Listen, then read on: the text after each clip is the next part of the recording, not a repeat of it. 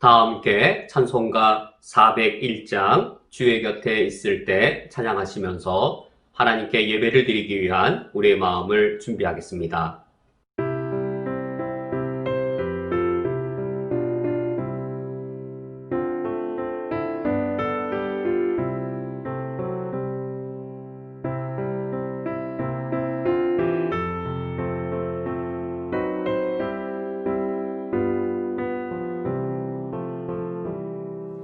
주의 곁에 있을 때 마음이 든든하오니 주여 내가 살 동안 인도하여 주소서.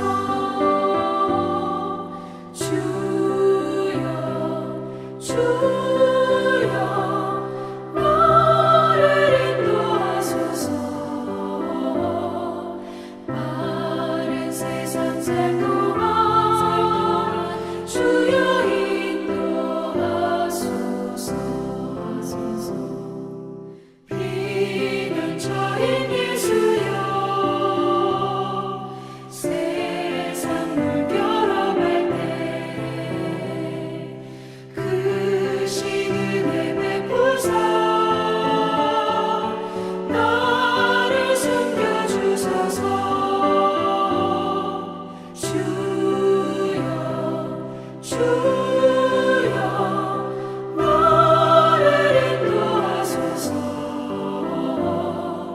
마른 세상 살 동안 주여 인도하소서. 세상 풍파 지난 후 영화로운 나라와 눈물 없는 곳으로 들어가게 하소서. 주여 나를 인도하소서.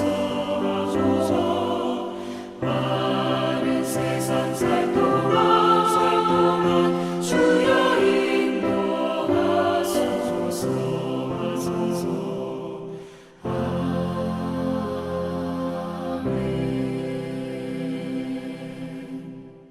다 함께 사도신경으로 신앙 고백하심으로 일요 저녁 예배를 하나님께 드리겠습니다. 전능하사 전지를 만드신 하나님 아버지를 내가 믿사오며 그 외아들 우리 주 예수 그리스도를 믿사오니 이는 성령으로 잉태하사 동정녀 마리아에게 나시고 본디오 빌라도에게 고난을 받으사 십자가에 못 박혀 죽으시고 장사한 지 사흘 만에 죽은 자 가운데에서 다시 살아나시며 하늘에 오르사 전능하신 하나님 우편에 앉아 계시다가 저리로서 산자와 죽은 자를 심판하러 오시리라. 성령을 믿사오며 거룩한 공예와 성도가 서로 교통하는 것과 죄를 사하여 주시는 것과 몸이 다시 사는 것과 영원히 사는 것을 믿사옵나이다. 아멘.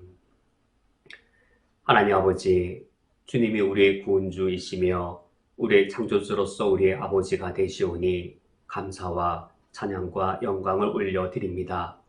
주님의 그 영광과 은혜에 저희들이 감사하여 노래할 때에 이것이 하나님 아버지 앞에 온전히 영광이 되기를 원하오니 이 시간 우리 중에 오시어서 우리의 예배를 받아 주시옵소서. 예수 그리스도의 이름으로 기도합니다. 아멘. 다 함께 찬송가 288장 예수를 나의 구주 삼고 함께 찬양하겠습니다.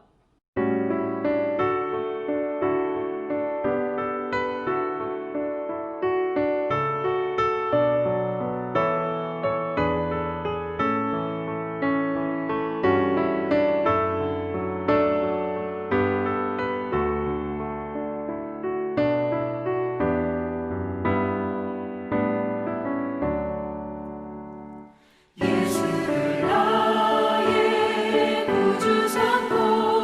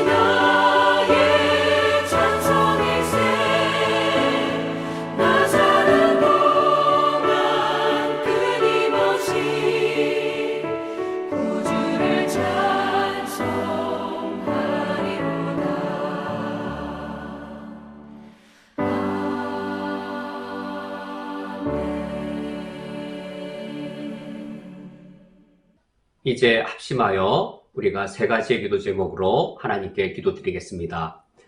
첫 번째로 코로나의 위기를 위하여 기도를 부탁드립니다.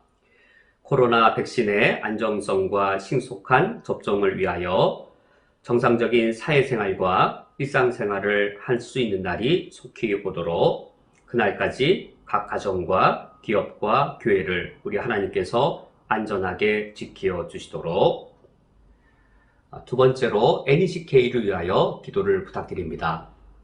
NECK의 엠마누엘 목사님과 NECK의 지도자들을 위하여 NECK에 속한 80여 교회들이 모두 예배와 성도의 교제를 잘 감당할 수 있도록 NECK의 푸드케어, 교도소 사역, 서점 사역, 클리닉 사역을 위하여. 세 번째로 우리 교회를 위하여 기도를 부탁드립니다. 날마다 말씀 묵상과 기도를 통해 하나님 뜻 안에 우리들이 머물 수 있도록 매주 예배를 통해 내 영혼이 하나님 아버지 앞에 서며 주님의 임재를 누릴 수 있도록 비대면의 시기에도 성도의 교제와 복음 전파의 사명을 우리 교회가 잘 감당할 수 있도록 이제 우리가 마음을 합하여서 함께 기도하겠습니다.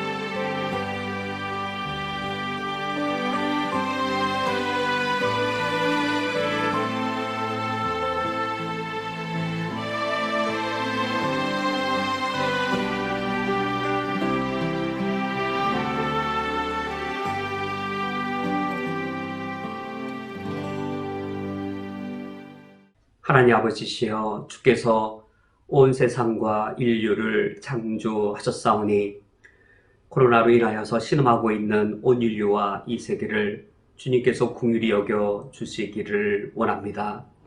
코로나 백신이 개발되어서 보급될지라도 아직도 안정성의 위험이 있으므로 여전히 우리가 불안과 어려움을 겪고 있습니다. 우리 인류를 긍휼히 여겨 주시옵고 코로나로 인하여서 몸의 질병으로 죽음을 겪는 이들과 또 몸의 아픔을 입는 이들을 위로하여 주시며 이로 인해 경제적으로 모든 사람들이 다 심한 무거운 어려움들을 겪고 있사오니 우리 인류를 불쌍히 여겨 주시어서 속히 이 어려움으로부터 우리가 벗어날 수 있도록 그 길을 열어 주시옵소서. 속히 정상적으로 사회생활을 하며 일상생활을 할 수 있는 그 날이 오게 하여 주시옵고 그 날이 이르게 되면 우리가 평상적으로 누리는 이 모든 것들이 얼마나 하나님의 크신 은혜였는지를 저희들이 하나님 아버지 앞에 깨달으며 더욱더 풍성하게 느끼며 더욱더 주님을 찬양할 수 있도록 우리들에게 하나님의 은혜에 대하여 새로운 눈과 새로운 경험을 갖게 하여 주옵소서. 그날까지 주의 백성들을 지켜 주옵소서. 우리 성도님 한 분 한 분을 또 각 가정을 또 기업체와 우리 교회 공동체를 주님께서 안전하게 지키어 주옵소서. 특별히 하나님께서 미국 의료 선교사들을 통하여 오래전에 세우신 NECK를 하나님께서 돌보시며 지켜주시기 원합니다. 이곳 중동 땅, 이슬람 땅에 하나님이 축복해 주시어서 NECK가 세워질 수 있게 해주셨사오니 얼마나 하나님의 살아계심의 놀라운 열매며 증거인지요. NECK도 큰 어려움을 겪고 있을 것이오니 NECK의 가장 큰 지도자이신 엠마누엘 목사님과 또 NECK를 이끌어가는 지도자들을 영적으로 강건하게 하시고 평강을 더하여 주시옵소서.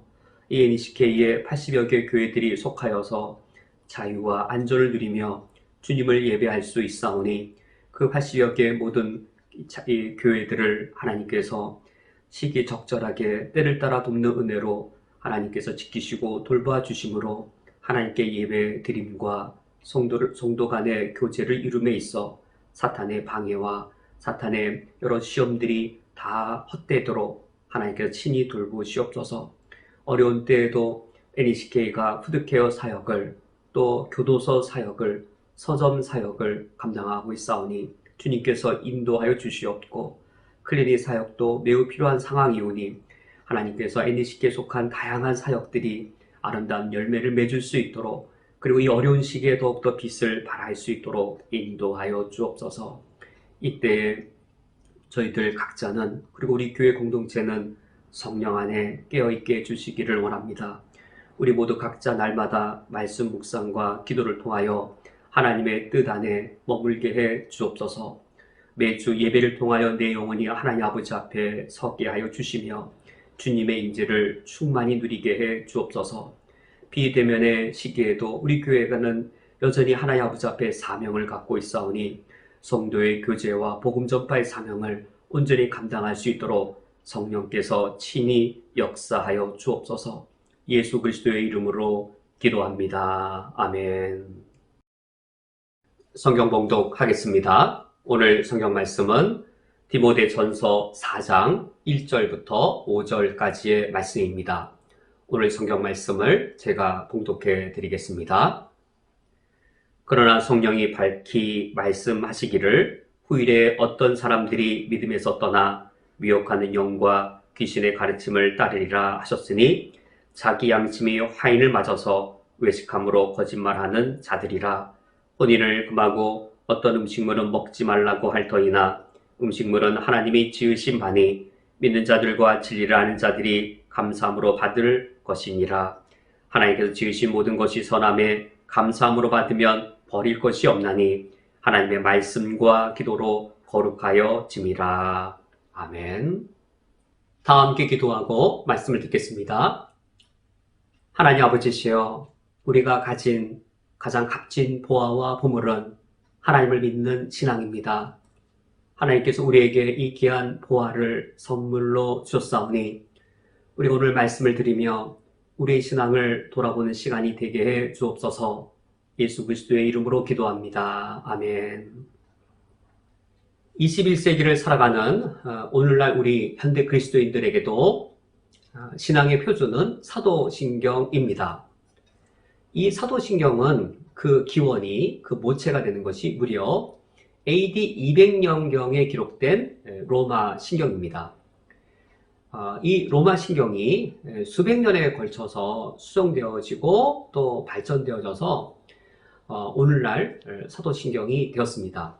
그러므로 이 사도신경은 어느 날 몇 명의 소수의 사람들이 모여서 몇 년이나 또 불과 몇십 년 만에 만들어낸 그런 것이 아니고 수백 년에 걸쳐서 우리 선조들이 다듬고 아름답게 발전시켜낸 귀한 보화와 같은 작품이고 우리 그리스도인들의 너무나도 소중한 유산입니다.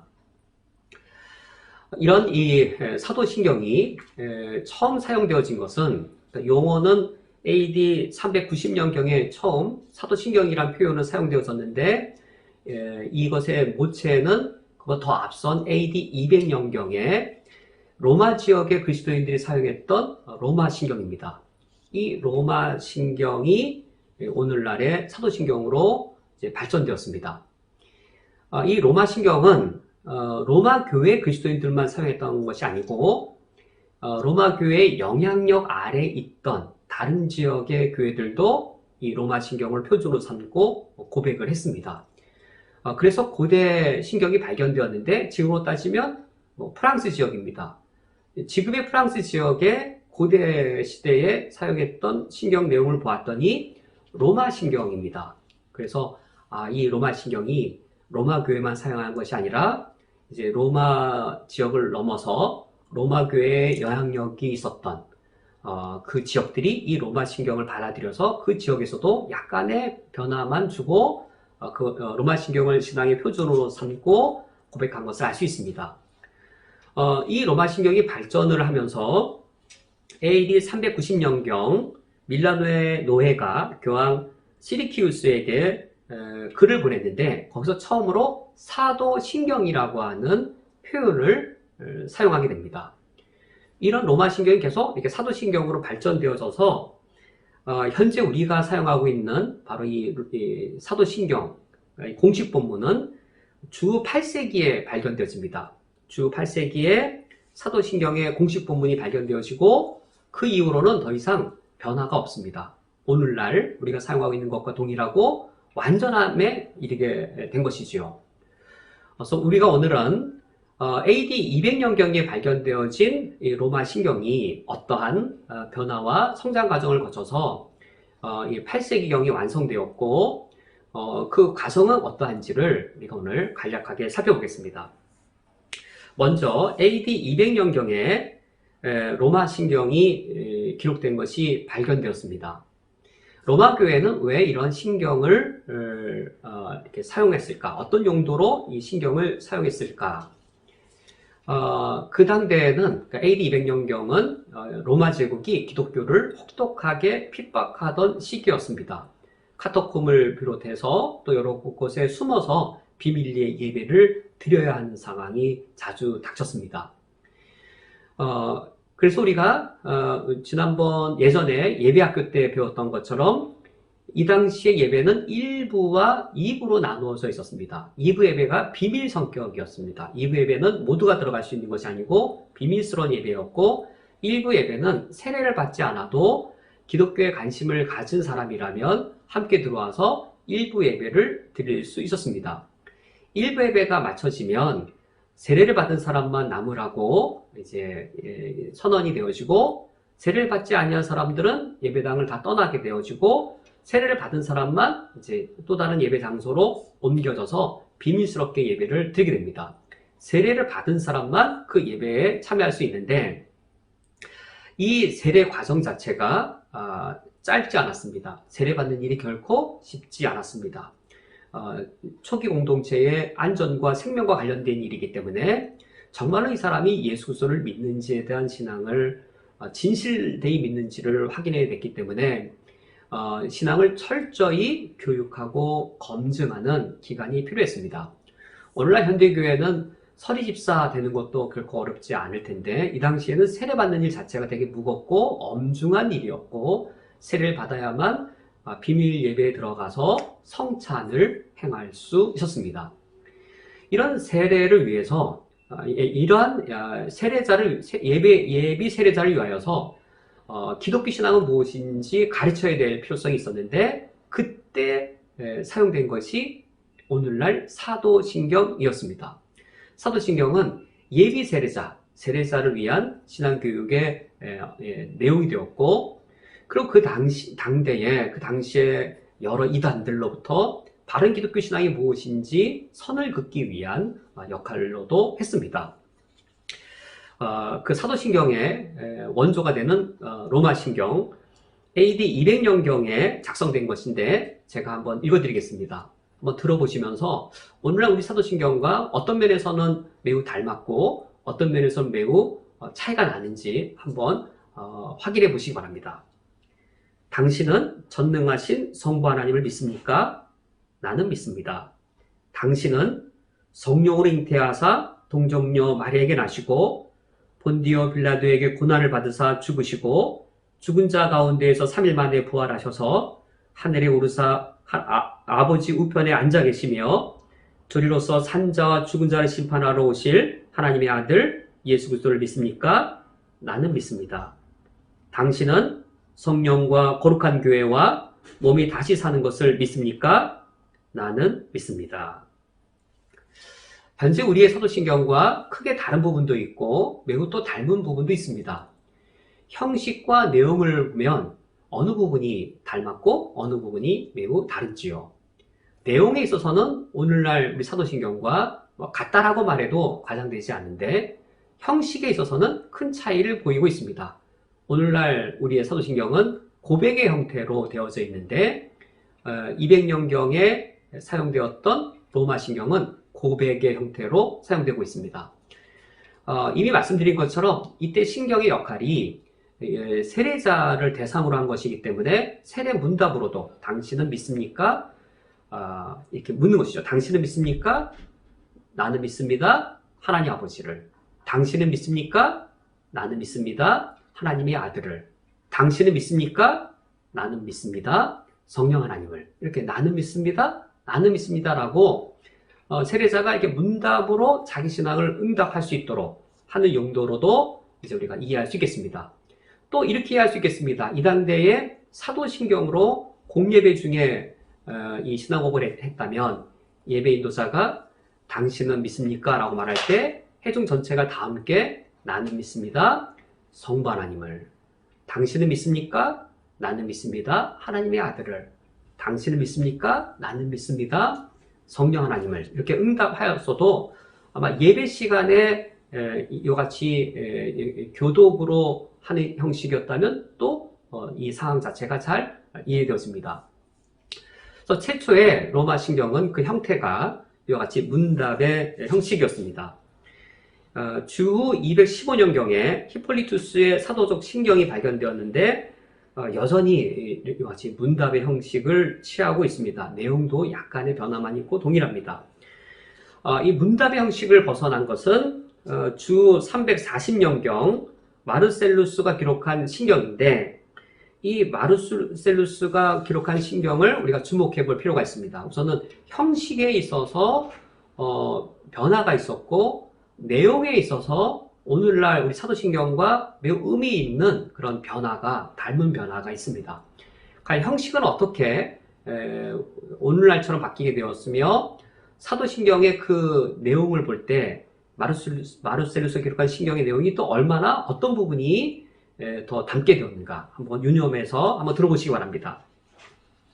나는 전능하신 하나님 아버지를 믿사오며 그의 아들 우리 주 예수 그리스도를 믿사오니 이는 성령으로 잉태하사 동정녀 마리아에게 나시고 본디오 빌라도에게 고난을 받으사 장사 지냈다가 3일 만에 죽은 자 가운데에서 부활하시고 하늘에 오르사 하나님 아버지 우편에 앉아 계시고 저리로서 산자와 죽은 자를 심판하러 오실 것을 믿습니다. 그리고 성령과 거룩한 공예와 죄의 용서와 육체의 부활과 영생을 나는 믿습니다. 라고 되어 있어서 이제 문답 형식이 아니라 나는 믿습니다. 나는 믿습니다. 라고 하는 고백의 형태로 오늘날의 형태로 이제 바뀌게 되었습니다. 나는 믿습니다. 성부 하나님을. 나는 믿습니다. 하나님의 아들을. 나는 믿습니다. 성령 하나님을. 이처럼 하나님에 대해 믿는 그 삼일체 하나님에 대해 신앙 고백을 하는 형식이 이제 이 마르셀루스 이 시기에 이제 오늘날 형태와 같게 되었습니다. 그런데 이 마르셀루스의 이 신경을 2세기의 로마 신경과 비교해 보면 어떤 것이 추가된 것이 있고 그 추가된 것이 AD 8세기에 완성된 이 사도신경에도 계속 유지가 되어서 오늘날 우리 고백에 큰 영향을 미친 요소가 있습니다. 성령 하나님에 대한 부분인데 이 성령 하나님에 대한 부분이 로마 신경은 이러했습니다. 당신은 성령과 거룩한 교회와 몸이 다시 사는 것을 믿습니까? 이제 이렇게 물었죠. 당신은 성령과 거룩한 교회와 몸이 다시 사는 것을 믿습니까? 라고 묻고 나는 믿습니다라고 답변한 것에 비해 이제 이 마르셀루스가 기록한 신경에는 그리고 성령과 거룩한 공예와 죄의 용서와 육체의 부활과 영생을 나는 믿습니다라고 말하여서 오늘날 우리 고백에 훨씬 더 가깝게 되었습니다. 이제 여기에 주목해 봐야 될 것은 이제 죄를 사하여 주신다라는 그 사실, 그 사실이 추가되어져서 우리 신앙 고백에 매우 중요한 부분으로 사용되었고, 또 하나 영생을 나는 믿습니다라고 말하여서 이제 영원히 사는 것, 이 두 가지가 더 추가되었습니다. 고대 로마 신경은 성령과 거룩한 교회와 몸이 다시 사는 것을 믿습니다. 이것에 비해 성령과 거룩한 교회, 거룩한 공예, 이거는 마찬가지인데 죄의 용서, 이거 없는 거에 들어갔죠. 육체의 부활, 로마 신경에도 있었던 것이고 영생을 믿습니다. 영원히 사는 것을 믿습니다. 이 두 가지가 이 죄의 용서와 영생, 이 두 가지가 더 포함이 되었습니다. 이처럼 사도신경은 어느 날 한순간에 완성되어진 것이 아니라 이제 어느 부분이 넣어졌다가 다시 또 빠졌다가 뺀 것을 다시 넣었다가 이러한 과정을 수백 년에 걸쳐서 가진 후에 이제 오늘날의 사도신경에 이르게 되었습니다. 주 8세기 프레미니우스가 저작한 글에 사도신경의 공식 본문이 작성되어져 있습니다. 710년에서 724년의 문서로 추정되었습니다. 710년에서 724년에 프레미니우스가 그 당시에 사용되어졌던 사도신경을 기록한 것인데, 기록이 710년에서 724년이기 때문에 이 최소한 이것의 확정은 더 이전인 것이죠. 저는 8세기 초에 프레미니우스의 글에 현재 우리가 사용하고 있는 공식 본문이 작성되어졌습니다.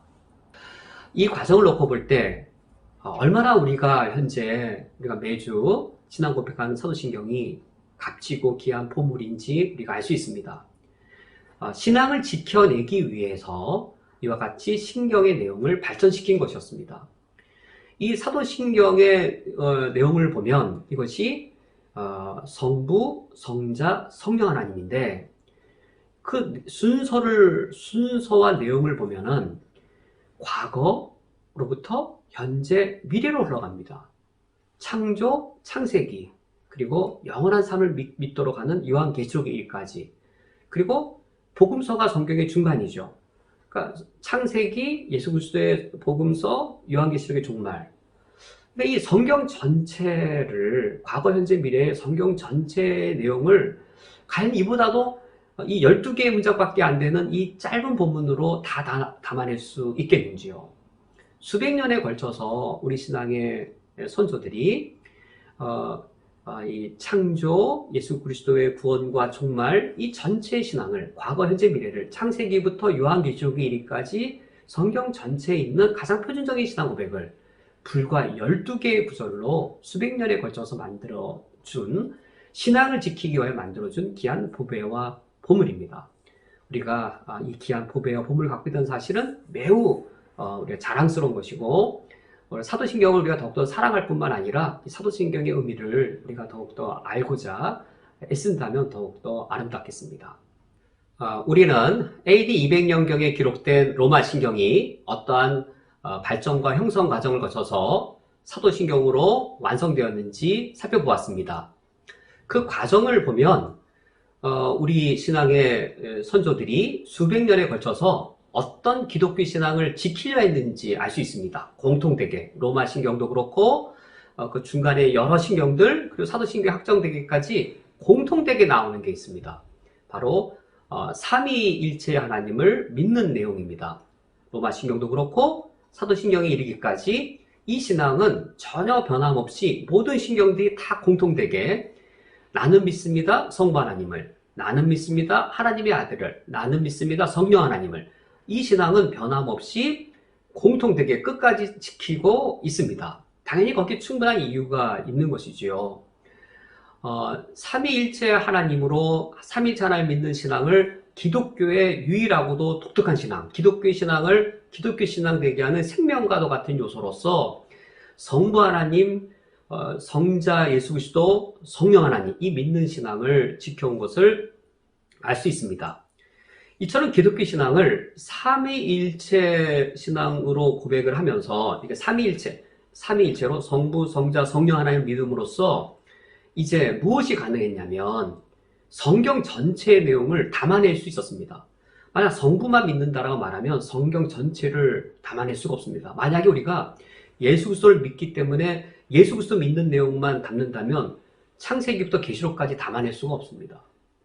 어떻게 성경의 창세기 1장 1절부터 요한계시록 마지막 절까지 담아낼 수 있냐면 성부, 성자, 성령 하나님을 믿기 때문에 담아낸 것이죠. 반대로 이렇게 생각하면 더 쉬울 겁니다. 왜 AD 200년경부터 이제 이 수백 년에 걸쳐서 우리 선조들이 신앙 고백을 발전시킬 때 왜 삼위일체 구도를 왜 계속 고수했을까? 그것은 우리가 성경 전체를 믿어야 되는데 성경 전체를 믿는 구도로 하나님을 믿는다라고 고백하려고 했을 때 당연히 그 기결이 성부, 성자, 성령 하나님, 성부, 성자, 성령 하나님을 믿는다라고 말해야만 성경 전체의 내용을 담아낼 수 있었습니다. 성경 전체의 내용을 담아내되 단순한 요약으로 담아낸 것이 아니었습니다. 어떤 것들은 완전히 빠진 내용이 대부분인 것이죠. 성경에 있음에도 불구하고 완전히 빠진 내용들은 과연 무엇이고, 그래도 중요하게 여겨서 무엇인가 이제 계속 견직해 하는 내용이 있는 것이죠. 그것은 바로 하나님의 구원 역사를 담아낸 것이었습니다. 성부 하나님, 성자 하나님, 성령 하나님을 믿는데 그냥 단순히 성부 하나님은 이런 일을 하셨고 예수님은 이런 일을 하셨고 성령님은 이런 일을 하신다라고 단순히 그냥 사건들 믿는 내용을 나열한 것이 아니라, 그러면 뭐 성경을 요약하더라도 엄청나게 크겠죠. 엄청난 분량이겠죠. 성령 하나님에 이르기까지, 성부부터 성령 하나님에 이르기까지 그 내용을 담아낼 때 하나님의 구원 역사가 담기도록 담아냈습니다. 성경 전체의 내용을 성부, 성자, 성령 하나님으로 담아내되 그러다 보니 여기에 하나님의 구원 역사가 담겼습니다. 하나님의 창조가 먼저 있었고 하나님의 역사로서 하나님의 역사가 창조의 역사에 시작하죠.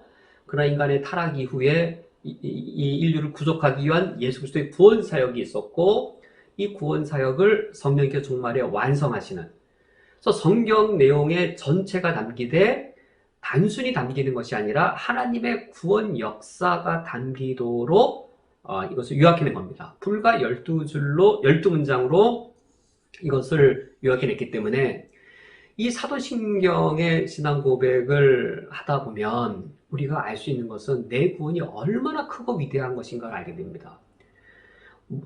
내가 구원받았다라고 하는 단편적인 문장이 아닙니다. 내가 구원받았습니다. 근데 그거를 내가 어떤 상황에서 구원받았는지를 성경 전체의 내용과 하나의 구원 역사에도 놓고 보니, 와, 내가 이렇게 큰 구원을 받았어?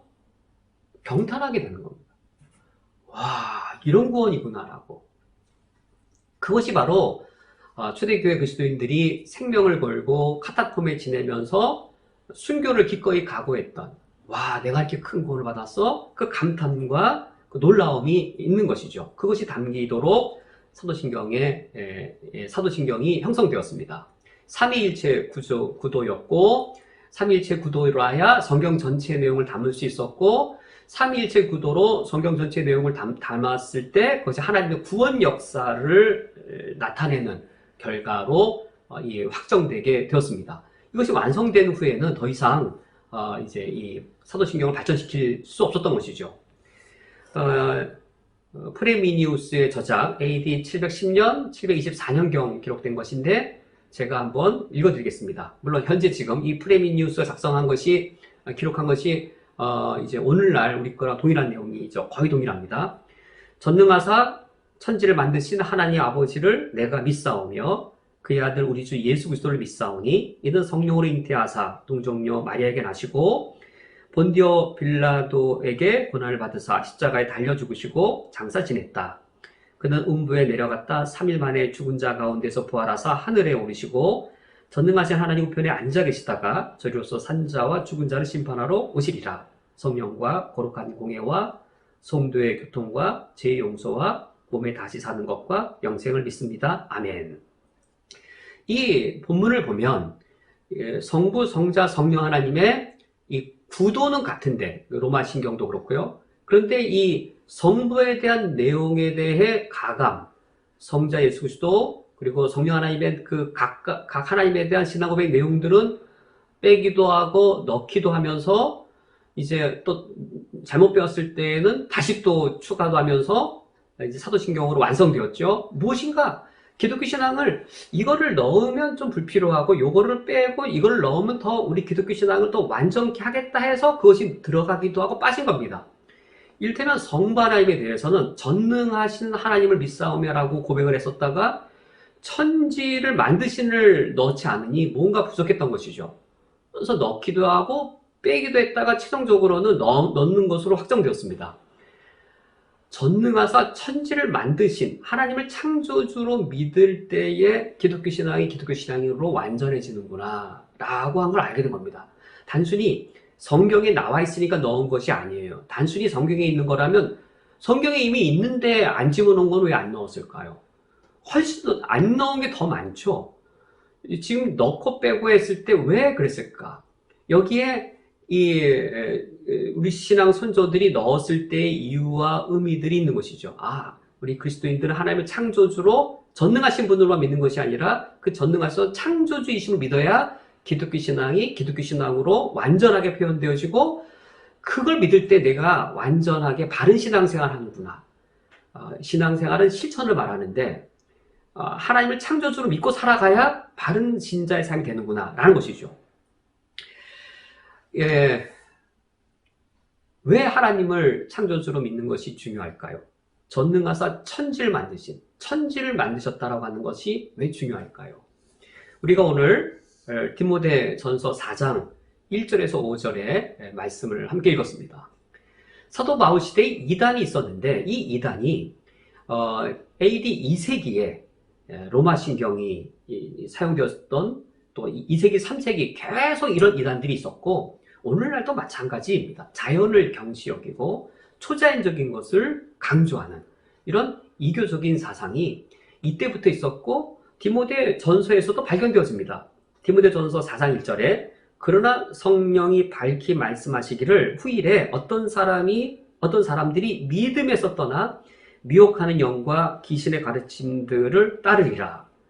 후일에 어떤 사람들이 일어나는데 이 사람들은 이단입니다. 믿음에서 떠난 이단들입니다. 기독교 신앙에서 떠났습니다. 교회까지 떠났을까요? 아닙니다.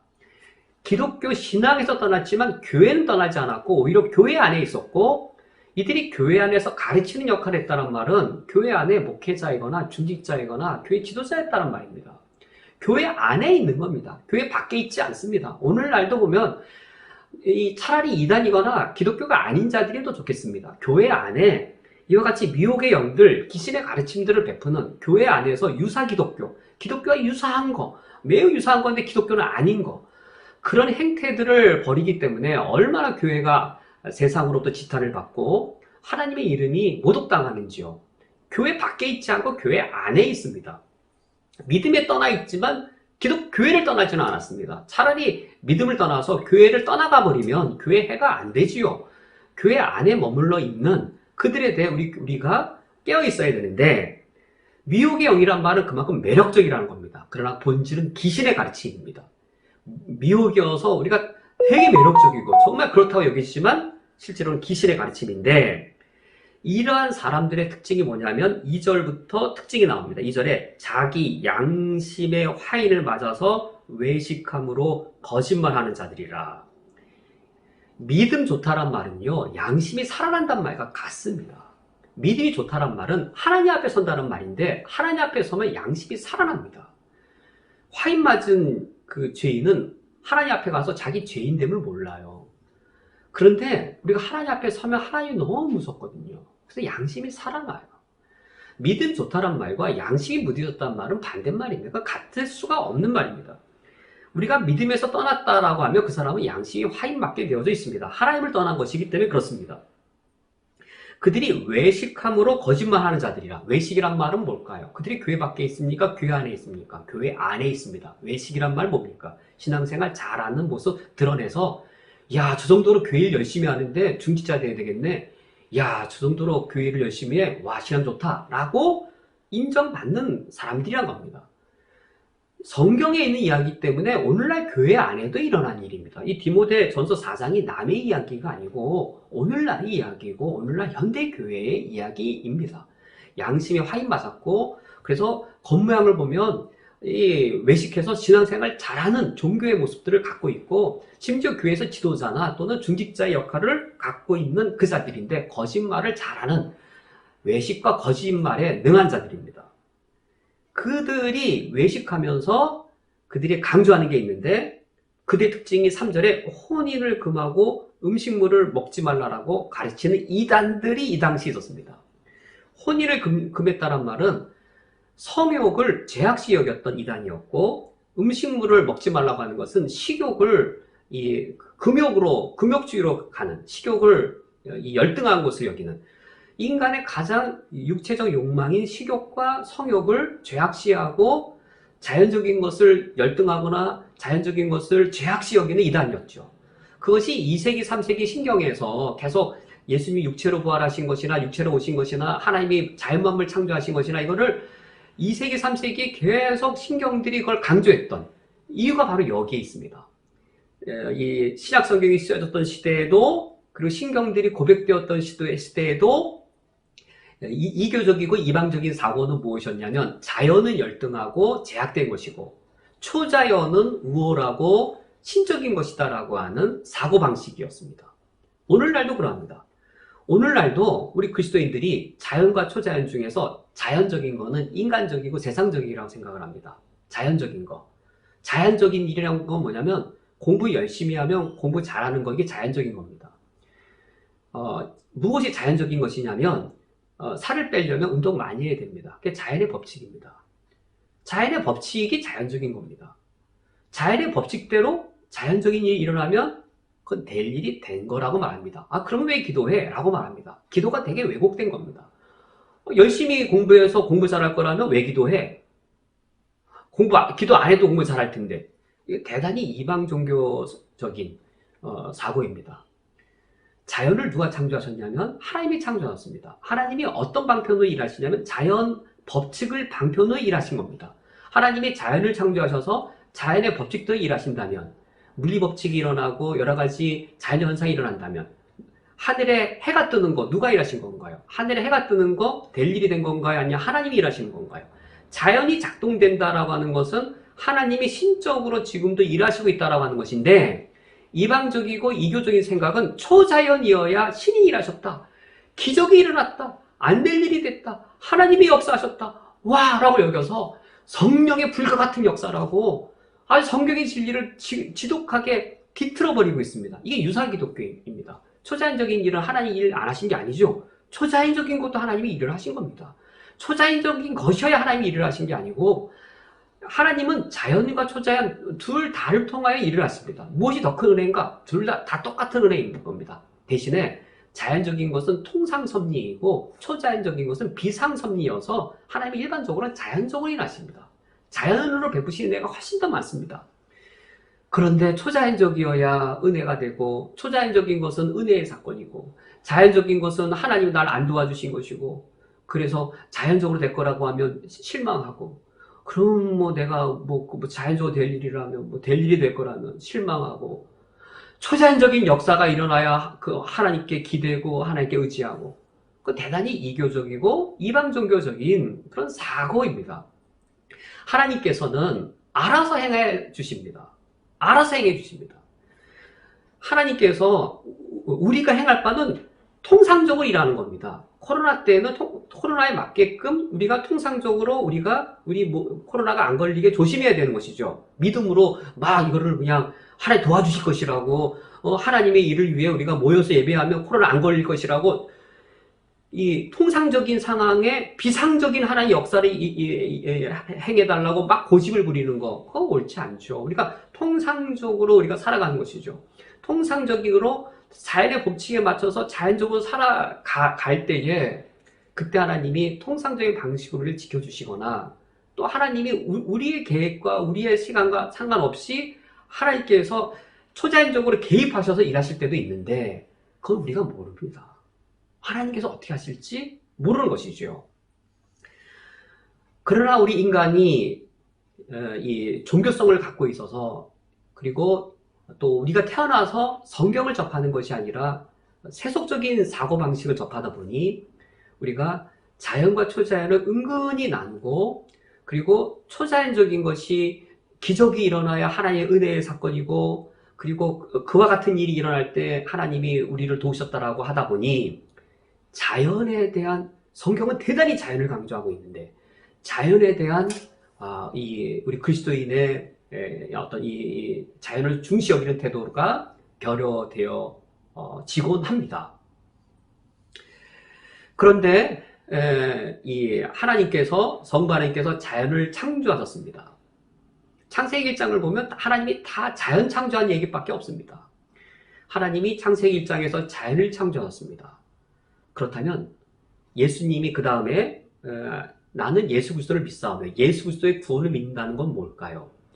사도신경은 삼위일체 구도로 고백하면서 성경 전체 내용을 다 담았을 뿐만 아니라 하나님의 구원 역사가 진행되는 방향으로 담았습니다.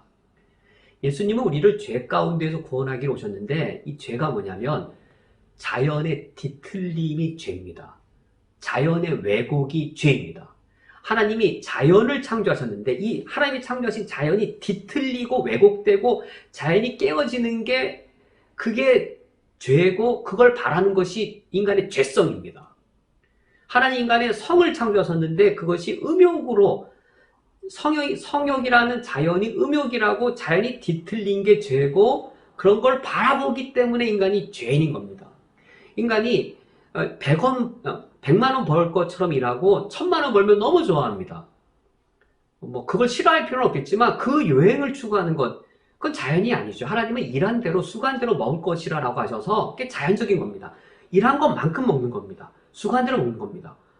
그럼 뭐 기도할 이유가 없네. 아니죠. 하나님이 만드신 자연인데 그 자연적인 것에 대해 실망하고 뭐 더 큰 걸 바라고 여행을 바라고 그걸 축복이나 행복을 바란다면 그것이 바로 인간의 죄입니다. 하나님 인간에게 소유욕을 주셨는데 이 자연적인 소유욕이 뒤틀려서 탐욕이 되어져 버린 것이죠. 예수님이 우리를 구원하신다 했을 때 그 구원이란 무엇일까요? 하나님이 창조하셨을 때 계획이 있습니다. 창조주로서의 계획이 있는데 창조주로서의 계획을 다시금 성취하심, 창조의 회복입니다. 그래서 우리는 구원을 재창조라고 말하는 겁니다. 왜 구원을 재창조라고 말하냐면 그리고 이 하늘과 땅의 창조가 요한계시록이 왜 새하늘과 새 땅의 창조로 끝나는가? 그것은 하나님께서 예수님을 통하여 우리를 구원하셨을 때 이 죄에 뒤틀린 것이 다시 회복되는 겁니다. 나와 상관없는 사람이 부활하는 게 아닙니다. 이 성령님에 대한 조항에서 몸이 다시 사는 것과 누구의 몸이 다시 살아나나요? 죄악되었던 내 몸이 다시 살아나는 겁니다. 자연이 뒤틀려져 있는 내 몸이 예수님의 부활체를 입었을 때에는 본래 창조주가 내게 주었던 자연 그대로 그 영생의 몸으로 내가 회복되는 겁니다. 그래서 우리 구원을 제대로 이해하려면 구원을 제대로 이해한다는 건 관념이 아니라 그래서 내가 오늘을 바르게 살아간다면 오늘날 신앙생활을 바르게 한다면 오늘 신앙생활을 바르게 하려면 하나님의 창조부터 바르게 이해를 해야 예수 그리스도의 구원 사역을 바르게 이해할 수 있고 예수 그리스도의 구원 사역을 바르게 이해해야 오늘 성령님을 통하여 내가 땅을 딛고 오늘 살아가는 신앙생활을 바르게 한다는 것이 무엇인지를 우리가 그것을 알 수 있는 것이죠. 이제 마지막 부분으로 이 성령 하나님에 대한 고백 부분을 보면 성령과 거룩한 공예와 성도의 교통과 죄의 용서와 몸이 다시 사는 것과 영생을 믿습니다. 이 프리에 미니우스의 이 저작에 실린 이 성령에 대한 이 부분 이때 완성되었기 때문에 오늘날과 이제 동일한 내용인 것이죠. 성령의 역사를 크게 두 부분으로 이제 정리했습니다. 성령께서 이 땅에 오셔서 창조 사역을 일으켰습니다. 재창조의 사역을 일으켰습니다. 성부가 창조하셨고 예수 그리스도가 우리를 구원하셨는데 예수 그리스도의 구원이란 재창조 사역인 겁니다. 하나님의 창조와 무관한 것이 아니라 재창조의 사역을 일으키셨습니다.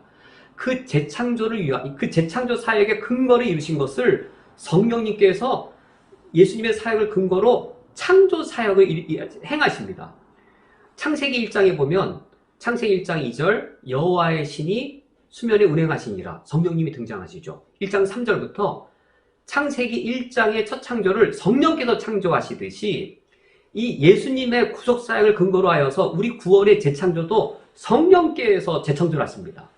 창세기 1장 성령께서 첫 창조 시에 해를 만드셨고 땅과 바다를 만드셨고 동물을 만드셨고 인간을 창조하셨다면 성령께서 오순절날 오셔서 창조하신 것 무엇일까? 크게 무엇을 창조하셨을까? 가장 중요하게 창조한 게 무엇일까?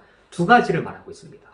첫 번째 그룹이 거룩한 공예와 성도의 교통으로 두 가지로 요약되어지는 교회 공동체를 창조하셨고, 두 번째로 죄의 용서와 몸이 다시 사는 것과 영생이라고 하는 개인 그리스도인이 구원받는 것을 창조해 냈었습니다. 이것을 성령 하나님께 고백하고 있고, 그리고 이 신앙 고백이 다 끝나는 것은 개인 그리스도인으로 종결되었습니다. 성령 하나님께서 교회를 창조했다는 사실에서 우리가 교회를 통하여 성령님을 누리고 성령님을 통하여서 성령의 은사로서 그리스도의 몸인 교회를 이루는 것이죠. 성령의 은사로서 그리스도의 몸인 교회를 이루고 또 이 사도신경의 제일 마지막은 개인 그리스도인들을 하나님 창조하시는데 개인 그리스도인 내 안에 성령 하나님께서 어떤 놀라운 일들을 행하셨나요? 죄를 사하여 주시는 것과 몸이 다시 사는 것과 영원히 사는 것, 이것을 행하여 주셨습니다. 이것을 정말로 믿으십니까? 이것을 정말로 믿으시면 거기에 위로가 있습니다. 초대교회의 핍박을 오늘날 코로나랑 비교해 보십시오. 비교가 안 됩니다. 어디로부터 위로가 흘러나왔겠는지요. 그들의 위로는 무엇이었을까요? 핍박의 상황에 태어나서 죽을 때까지 카타콤에 있다가 핍박의 상황 속에 죽은 수많은 그리스도인들, 그들은 어디에서 위로를 찾았겠는지요. 초대교회 그리스도인들이 위로를 받았던 것이 오늘날 우리 동일하게 하나님은 그런 방식으로 우리를 위로하시지 사도신경 안에 사도신경을 고백하면서 위로를 받았던 겁니다. 당신은 성부 하나님을 믿습니까? 나는 믿습니다. 라고 고백하면서 위로를 받는 겁니다. 나는 믿습니다. 무엇을 고백할 때 위로가 되는 것인가요?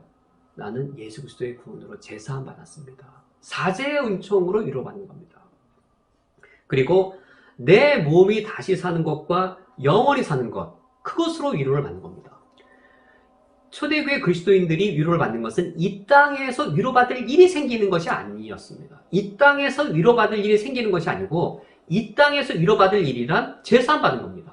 제사함 받은 것이 이 땅에서 위로받을 그 일의 제일 중요한 부분이고, 진정한 위로, 완전한 위로는 이 땅에서 그 위로가 주어지는 것이 아니라 몸의 부활과 영원한 생명, 그것이 진정한 위로인 것이죠. 이것은 관념적 교리가 아닙니다. 그래서 정말 믿으십니까? 그러면 이 믿음으로 내가 오늘 어떻게 살아가야 되는지를 생각해 보십시오. 대단히 실천적입니다. 이거 듣고 나서도 뭘 어떻게 살아야 될지 모르는 게 아니고, 그럼 이렇게 살아가야 되는구나 라고 하는 것이 명확하게 됩니다. 오늘 말씀을 맺도록 하겠습니다. 우리 그리스도인의 선조들은 신경을 발전시키면서 바른 신앙, 그리고 더 온전하고 완전한 신앙을 고백하기 위해 수백 년에 걸쳐서 노력한 것을 보게 되었습니다. 그리하여 믿음을 지켰습니다. 믿음을 지킨다는 것은 무엇일까요? 디모데 전서의 말씀처럼 믿음을 떠난 자들이 양심이 화인받은 것처럼 믿음을 지킨다는 것은 무엇일까요? 제가 우리 주보에 우리 이번 주간 기도 제목에 넣었던 것처럼 믿음과 양심과 법을 지키며 사업하시는 우리 교회 성도님들의 사업장과 기업을 지켜달라고. 믿음을 지킨다는 것은 하나님 앞에 서는 것이어서 믿음을 지킨다는 것은, 믿음 지키며 산다는 것은 양심 지키며 산다는 겁니다. 하나님 앞에서 살아가야 되는데, 하나님 아버지 앞에서 살아간다는 말은 매일 성경책 펴고 교리를 찾는다는 말이 아니라, 하나님 앞에 산다는 말은 양심 앞에서 살아가는 겁니다. 양심 앞에 살아가서 법을 지키며 살아가는 겁니다. 그러면 순교의 각오는 주후 2세기, 3세기 그때만이 아니라 현대에도 순교의 각오로 살아가야 된다는 사실을 아시게 될 겁니다. 정말로 하나님 아버지 앞에서 믿음을 지키고, 믿음을 지킨다는 것이 양심을 지키고, 양심을 지킨다는 것이 법을 지키며 산다는 것은, 야, 이러다 사업 망하겠구나. 야, 이러다가 내가 직장에서 쫓겨날 수도 있겠구나. 라는 순교의 각오로 살아가야 된다는 사실을 우리는 더욱더 알게 될 겁니다. 그러나 그와 같이 우리가 믿음을 지킬 때에 생명의 역사가 일어날 겁니다. 그렇게 믿음을 지킬 때에, 아, 하나님이 나에게 이런 위로를 주시는구나. 정말 믿음을 지키고 환난을 받아보십시오. 믿음 때문에 환난을 받아보십시오. 믿음 때문에 고난을 겪어보십시오. 아, 하나님이 나를 위로하시는구나. 성경이 주신 위로가 이거구나 라는 것을 더욱더 명확하게 아실 겁니다. 믿음 때문에 당한 고통도 없이, 신앙을 지키려고 제자도로 살아가다가 당한 희생도 없이 하나님께 위로를 구한다면, 그래도 하나님의 인자하심을 베풀어 주신 위로가 분명히 있기는 있지만, 성경에서 진수로 말하고 사도신경에 요약되어져 있는, 사도신경에서 담아낸 이 사도신경을 목숨 걸고 하나님의 위로를 받아가면서 이 사도신경을 고백했던 그 선조들이 누렸던 위로는 우리는 충만히 누릴 수 없을 겁니다. 다 함께 기도하시겠습니다. 하나님 아버지시여, 사도신경의 역사적 유래를 살펴보았습니다. 우리의 믿음은 우리를 구원하는 삶의 방식일 뿐만 아니라, 우리의 믿음은 우리가 살아가야 될 삶의 방식입니다. 하나님 아버지 앞에서 믿음을 지키며, 또 믿음을 지킨 자답게 하나님 아버지 앞에서 양심을 지키며, 이 세상 사람들 앞에서 법을 지키며 주의 백성으로 살아가게 해주옵소서. 그때 주님이 우리와 함께 하셔서 우리 모두를 충만하게 위로해 주실 줄을 믿습니다. 예수 그리스도의 이름으로 기도합니다. 아멘. 다 함께 주기도로 예배를 피하겠습니다. 하늘에 계신 우리 아버지여, 이름이 거룩히 여김을 받으시오며 나라가 임하시오며 뜻이 하늘에서 이루어진 것 같이 땅에서도 이루어지이다. 오늘 우리에게 용할 양식을 주시옵고, 우리가 우리에게 죄 지은 자를 사하여 준 것 같이 우리 죄를 사하여 주시옵고, 우리를 시험에 들게 하지 마시옵고 다만 악에서 구하시옵소서. 나라와 권세와 영광이 아버지께 영원히 있사옵나이다. 아멘.